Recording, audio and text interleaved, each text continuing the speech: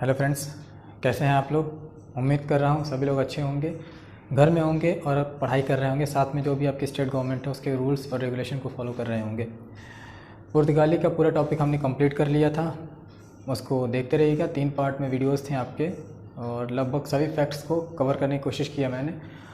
आज दूसरा टॉपिक हमारा शुरू हो रहा है। जो भी यूरोपीय कंपनियां भारत में आ रही थी तो पहले पुर्तगाली हमने देख लिया। आज हम देखेंगे ब्रिटिशर्स, वो कब से आना शुरू किए, किस तरह से आना शुरू किए, किस तरह से अपनी कंपनियां बनाएं।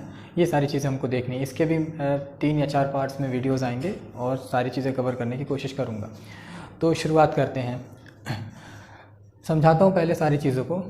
देखिए, ये सारी कंपनियाँ आ क्यों रही हैं? बिज़नेस करने के लिए, व्यापार करने के लिए।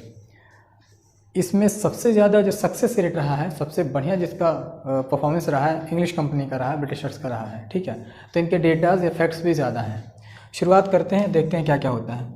सबसे पहले स्टोरी समझिएगा। इसको मेंशन करना होगा तो मेंशन कर लीजिएगा, बाकी सारी चीज़ें देखते हैं। सबसे पहला टाइम पीरियड हम चले जाते हैं 1577 में, 1577 में।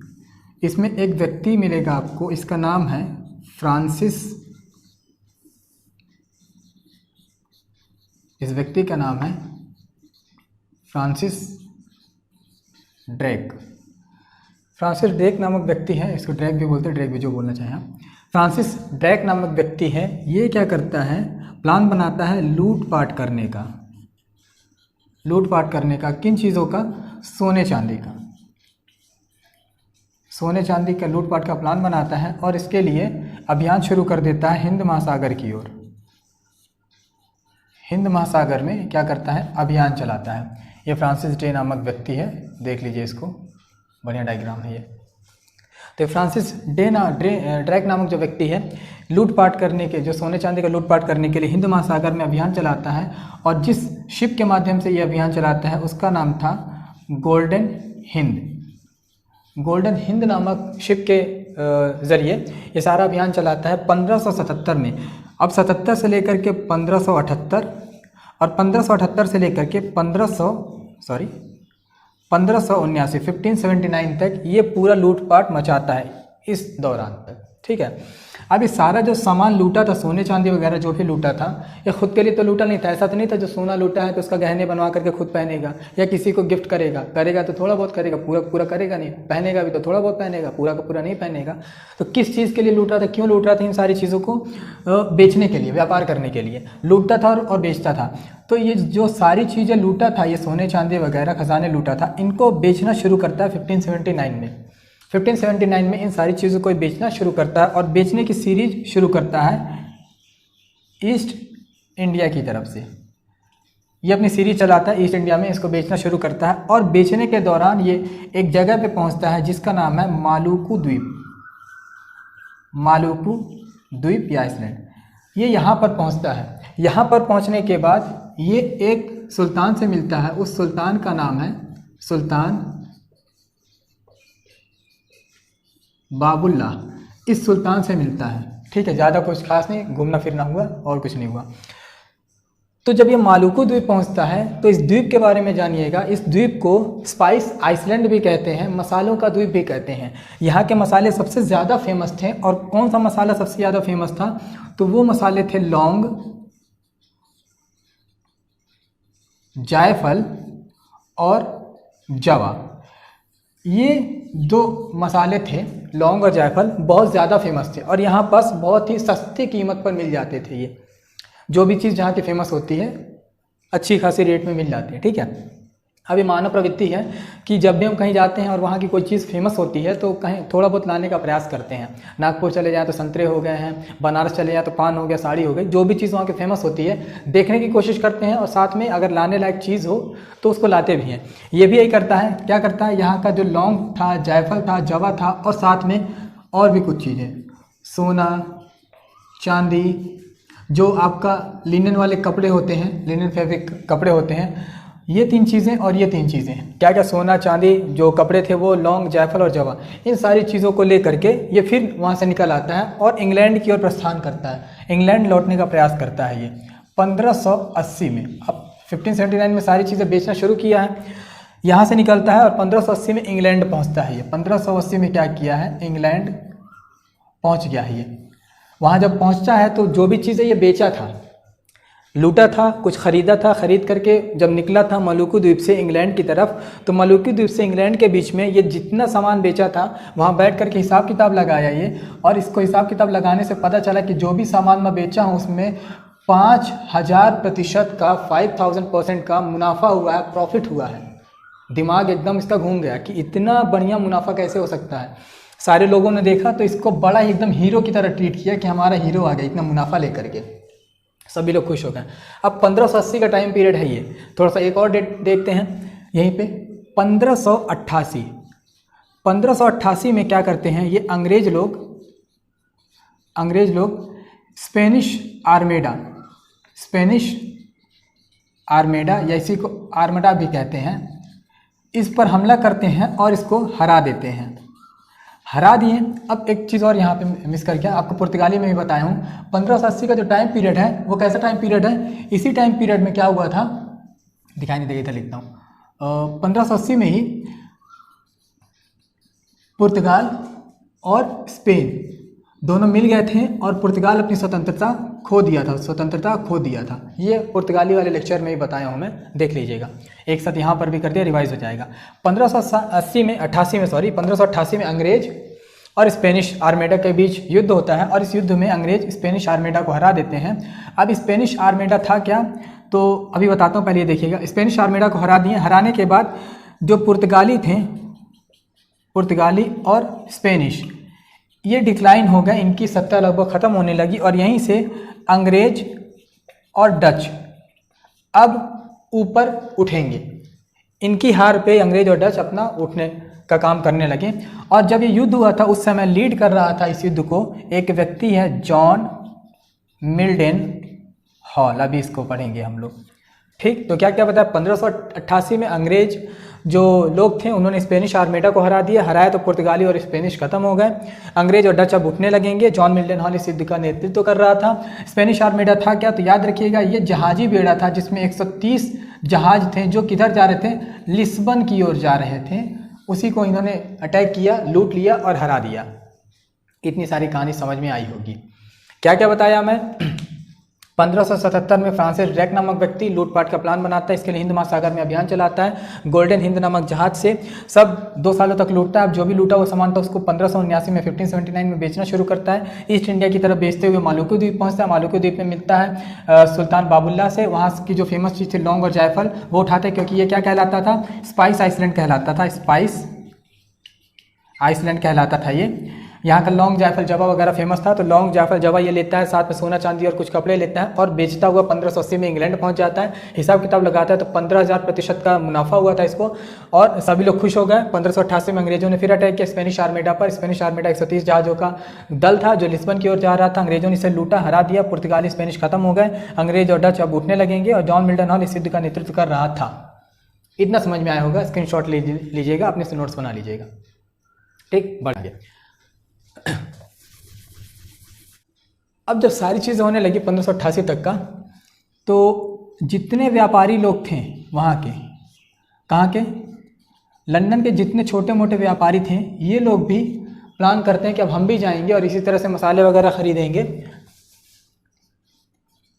लंदन के व्यापारी ये सब प्लान बनाते हैं कि अब हम भी जाएंगे, ऐसे ही मसाले खरीदेंगे और हम भी इतना प्रॉफिट कमाएंगे। तो ये लोग कहाँ जाते हैं, महारानी एलिजाबेथ के पास। महारानी एलिजाबेथ हैं, एलिजाबेथ फर्स्ट, इनके पास जाते हैं और बोलते हैं कि हमें भी परमिशन दी जाए कि हम भी हिंद महासागर की ओर जाएं और व्यापार कर सकें। महारानी एलिजाबेथ 10 अप्रैल 1591 को इन सब को परमिशन दे देती हैं, परमिशन ग्रांटेड। किस लिए, कि आप भी जाइए व्यापार करिए। सभी लोग खुश हो गए, निकले व्यापार करने के लिए। 2-3 सालों तक व्यापार करने लगे और 1594 में फिर ये इंग्लैंड वापस आ जाते हैं, लंदन वापस आ जाते हैं, काम खत्म हो जाता है। 1594 तक की घटना हो गई, ठीक है, 91 से 94 तक में। अब जहाँ से क्वेश्चन आपका उठता है वो चीज़ें देखते हैं हम लोग। 1594 तक की घटना हो गई।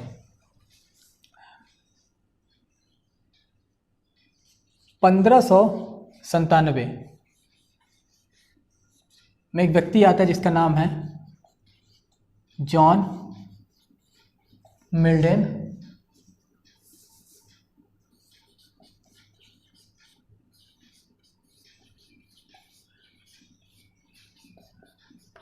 John Milton hall.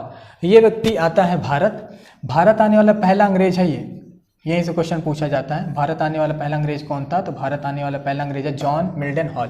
1597 में आया है ये, ज़्यादा कुछ किया नहीं, छोटा मोटा व्यापार किया, ये भी लौटा तो पता चले ये भी बहुत ज़्यादा प्रॉफिट कमा रहा है।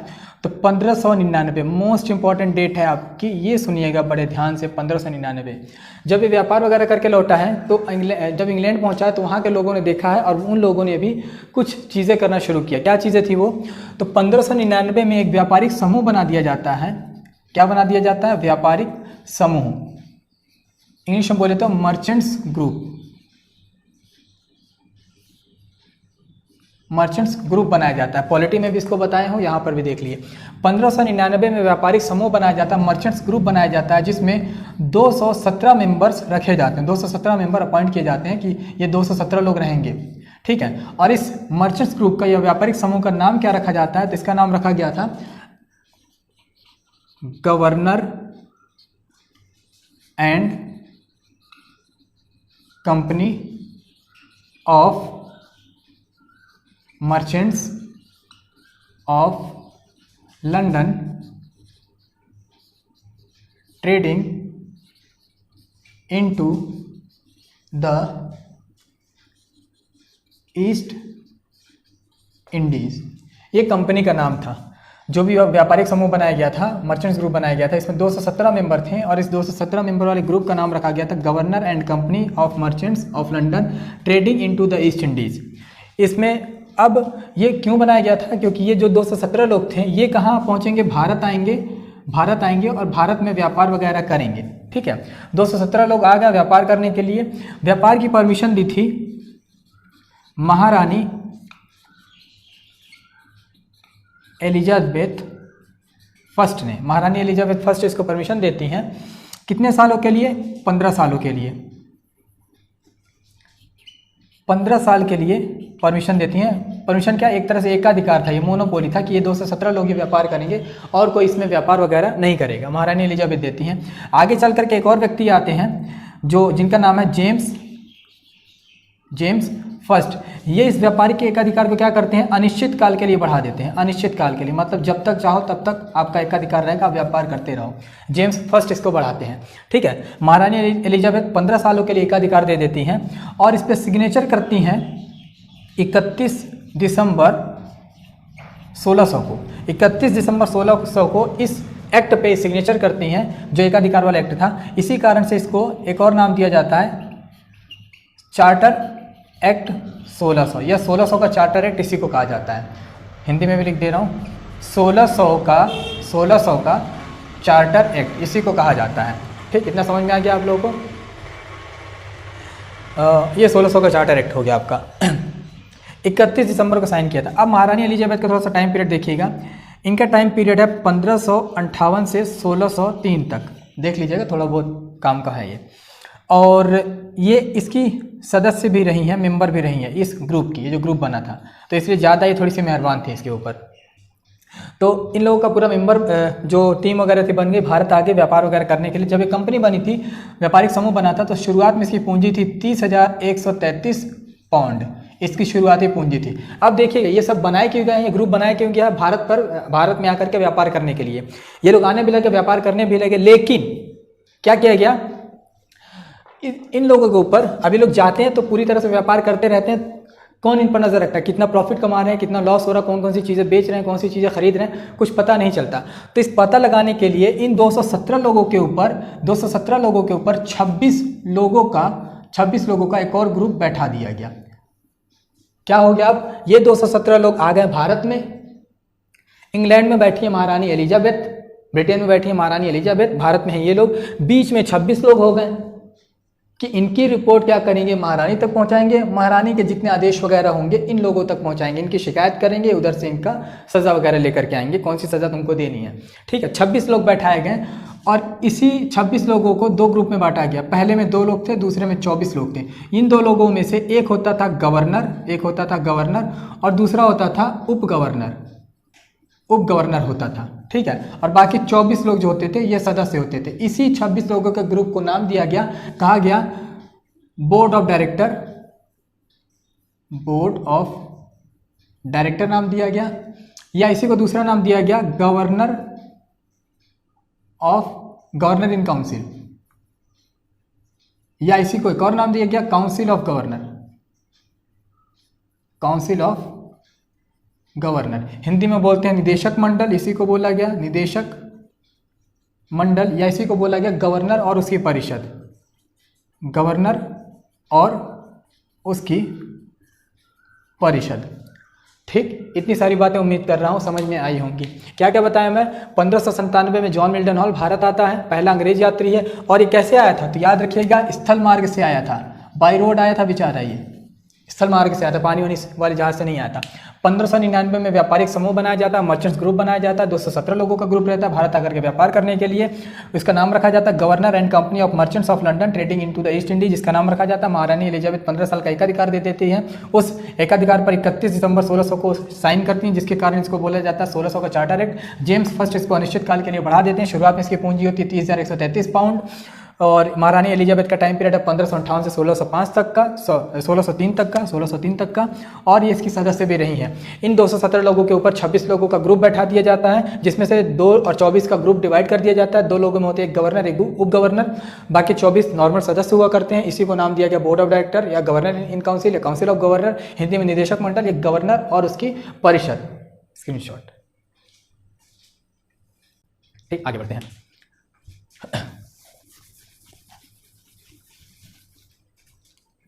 ठीक, अगली डेट आपकी देखते हैं। तो कहाँ तक देख लिया? 1599 तक देख लिया। अब छोटी मोटी ये सब व्यापार वगैरह आकर के छोटी मोटी घटनाएं करते हैं, व्यापार करते रहते हैं। सीधे हम बाउंस करते हैं कहाँ पे? 24 अगस्त 1608। 24 अगस्त 1608 में एक व्यक्ति आता है जिसका नाम है कैप्टन हॉकिंस। ये भारत आता है और जिस जहाज से आता है, जिस शिप से आता है, अब शिप से आ रहा है तो मतलब सीधी सी बात है जल मार्ग से आया होगा, शिप से आता है, उस शिप का नाम है रेड ड्रैगन, या इसी का दूसरा नाम मिलता है हेक्टर, रेड ड्रैगन या हेक्टर। और यहीं से क्वेश्चन पूछा जाता है कि भारत आने वाला पहला अंग्रेजी जहाज कौन सा है? तो भारत आने वाला पहला अंग्रेजी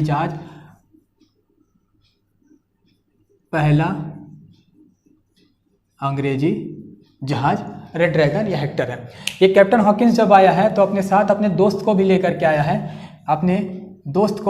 आया है, उस दोस्त का नाम है विलियम फिंच। उस दोस्त का नाम है, वो जो मित्र था इसका, विलियम फिंच इसका नाम था। क्यों हम इसके दोस्त को पढ़ रहे हैं? तो याद रखिएगा विलियम फिंच वही व्यक्ति है जिसने अनारकली की बायोग्राफी लिखी है। ठीक है, अब ये जो कैप्टन हॉकिंस है 1608 में आया है, 24 अगस्त 1608 को, और 24 अगस्त 1608 को आया है, और अप्रैल 1609 में ये मिलता है जहांगीर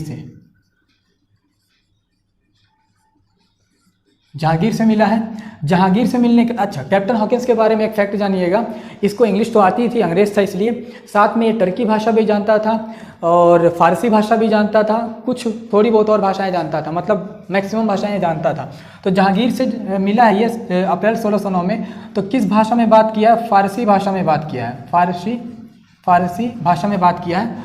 तो जब फारसी भाषा में बात किया तो जो जहांगीर था, जहांगीर खुश हो जाता है और खुश होकर के इसको उपाधि देता है। वो उपाधि कौन सी थी? खान की, और दूसरा नाम मिलेगा इंग्लिश खान भी इसको बोला, इंग्लिश खान की भी उपाधि दे। क्यों दिया? एक तो अंग्रेज था, दूसरा फारसी भाषा में बात कर रहा था, तब बोला यार हम तो भाई भाई लग रहे हैं, तुम अंग्रेज भी हो और फारसी भाषा भी बोल रहे हैं, तो मतलब तुम खान भी हो सकते हो, तो तुम्हारा एक और नाम मैं रखता हूँ इंग्लिश खान या खान। तो फारसी भाषा में बात करने की वजह से इंग्लिश खान की उपाधि देता है, साथ में 400 का मनसब देता है, और एक जागीर भी दे देता है, एक बड़ी सी जागीर भी दे देता है। ठीक, इतना फैक्ट इसके बारे में है। अप्रैल 1609 में है। 1611 में ये वापस चला गया है कैप्टन हॉकिंस, और 1611 की एक और घटना है, मसूलीपट्टनम में पहला व्यापारिक केंद्र खोला जाता है, पहली अंग्रेजी कोठी या व्यापारिक केंद्र खोला जाता है मसूलीपट्टनम में। और 1600 की सेंचुरी में जो मसूलीपट्टनम था, क्यों फेमस था? हीरों के लिए हीरे अच्छे होते थे यहाँ पास, चांदी वगैरह अच्छे होते थे, मणिक अच्छे होते थे और कपड़े भी अच्छे होते थे यहाँ के।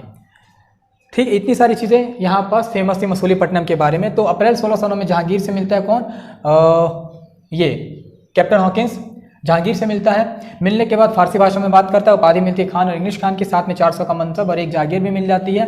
पहला अंग्रेजी जहाज यही लेकर के आता है, रेड ड्रैगन, जिसका नाम था 1611 में वापस चला गया। 1611 की पहली घटना ये कि वापस गया। 1611 की दूसरी घटना ये कि पहली अंग्रेजी कोठी मसूलीपट्टनम में खोली जाती है। इतना समझ में आया होगा, स्क्रीनशॉट ले लीजिए।